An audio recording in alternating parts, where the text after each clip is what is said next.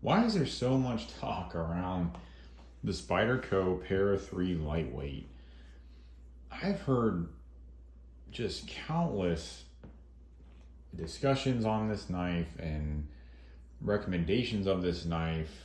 I mean, from just about everybody I've talked to or everywhere I've gone for knife media or things like that. So why all of that? Like, is it justified? What's my opinion on it? Um, do I think you should get one? So those are some of the things I kind of want to talk about in this video. So you can see here, this is a Para 3 Lightweight. Spyderco released the Para 3, I'm going to say, I'm just taking a guess here, thinking about when I first picked one up, 8 years ago now, maybe a little longer. So it's been around for a little while. And then they followed up with the Para 3 Lightweight. I'll just say a few years later. I don't know exactly when they came out. The base model, I think, is in BD1 steel, and it has black scales. And it's this FR, it's the same FRN they use on Enduras and Delicas and Matriarchs and all those knives. Same texture, same material, same bug logo there. This is Para 3 Spyderco. Same wire clip as like a Techno or any of those knives. So, and let me bring up this point too. This is something that Spyderco does very well. They make a wide range of models, which I give them a lot of credit for. They make very unique models, like the Mamba and the Tie Stick and the Patata, like their ethnic series.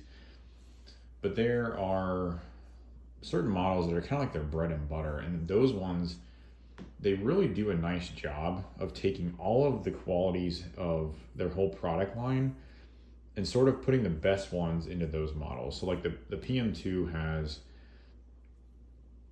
a good usable pocket clip. It has a strong, easy to use lock, easy deployment, very smooth. The Manix has, again, a very sturdy lock. Excellent ergonomics on the Manix as well as the PM2. Again, a good pocket clip on the Manix. And Spyderco was the first, if not the first, company to really put pocket clips on their models, at least in a more widespread fashion, I guess you could put it. But the Para 3 though is no exception, so you kind of lump it into the same category. The base model though did suffer severely from a terrible pocket clip. For some reason, Spyderco always thinks they have to put a lanyard hole in a knife. I'm not against lanyard holes, but I kind of have the same opinion as Metal Complex on this. Don't sacrifice the pocket clip position for a lanyard hole, which they do on the Para 3. I think every Para 3 I've seen that somebody's purchased, they've swapped out the factory clip for a deep carry clip, because the factory clip, it just leaves too much of the knife out of the pocket. It's in a weird position and it just doesn't make any sense. A deep carry clip is almost a must on a Para 3. Well, thank goodness when Spyderco came out with a Para 3 Lightweight, they fixed that issue by using the deep carry wire clip, which is an excellent clip. They use it on a lot of their models. I've had, I don't know how many knives that have utilized that clip, and I've always liked it. I mean, it's nothing fancy. It's a very simple design, but it just makes good sense. It's easy to use. The retention is there, but it's not too tight on the pocket.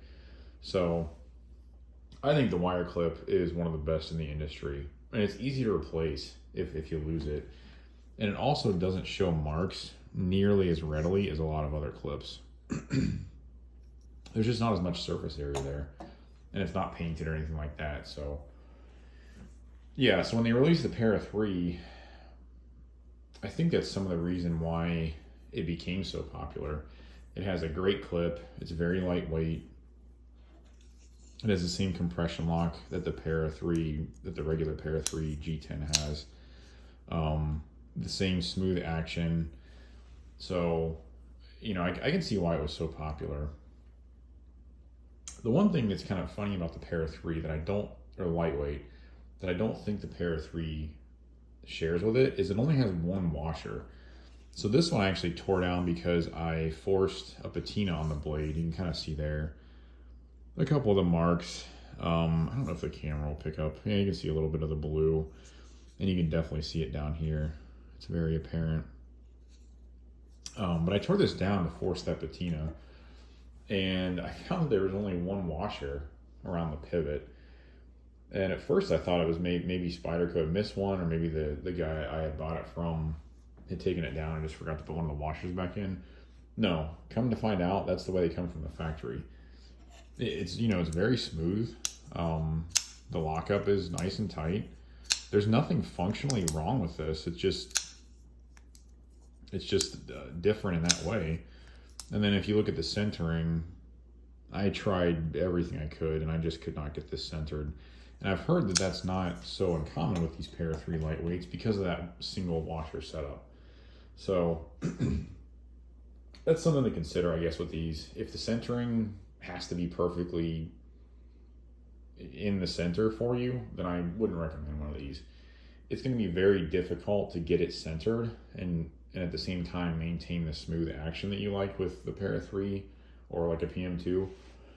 So that's something to consider. But yeah, I mean, it's all the things that make a Spyderco great, all the things that they do really well in one package that's compact, easy to carry, is very lightweight.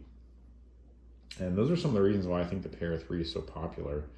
So this one here is the GP Knives version in Rex 45, which is why I forced the patina. I didn't want to worry about rust.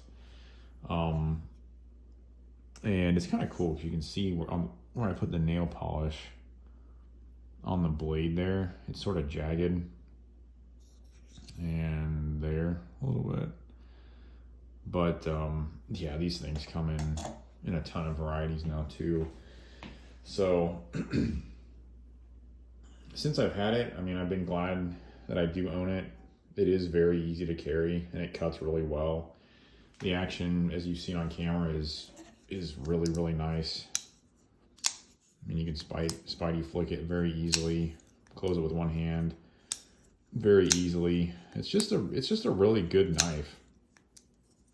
The profile is a little funky in the pocket, but if you've had any number of Spydercos, you're probably used to that. I mean, they all have that round hole. So, yeah, I think that's about it. I just wanted to talk about this one a little bit. I'd kind of forgotten that I had bought this and hadn't made a video about it.